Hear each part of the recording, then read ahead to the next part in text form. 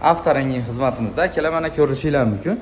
2 dona pitnoga baraka bo'lgan mashinamiz kelib qoldi. Bitta detal punni, bitta pitnosi bor degan ekan. Akamiz mashinani sotyapti. Hozir mana kraskalarni ko'rib berdik.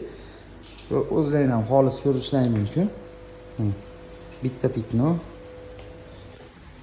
ikkita pitno, eshikdagi karniz ham polniy bo'lgan. U отдельный bo'libdi. Karnizni hisoblamagan taqdirimizda ham eshik batida ham bor, shunda qanatimizda ham bor. Bu yerda bagajimiz toza. Bu qanotimiz 3 ta ham bor, 5 ta. Eshigimiz toza. Stoykamizda ham bor 6 ta. Bu ichiga o'tgan ekan stoyka, qolgan oyoqlari ichiga o'tmagan. Ko'rishingiz mumkin. Eshikgacha sepilingan. 7 ta. Yotida ham bor, mana 7 ta.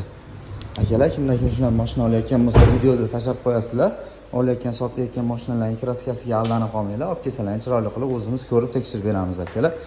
Bu ham arzon emas. Bir dona detalni misol uchun o'zingizdan 4 kundan keyin kimga sotaman siz borini aytadigan bo'lsangiz, har bitta detalningiz $200, $100 raznica qilib o'ynab ketaveradi.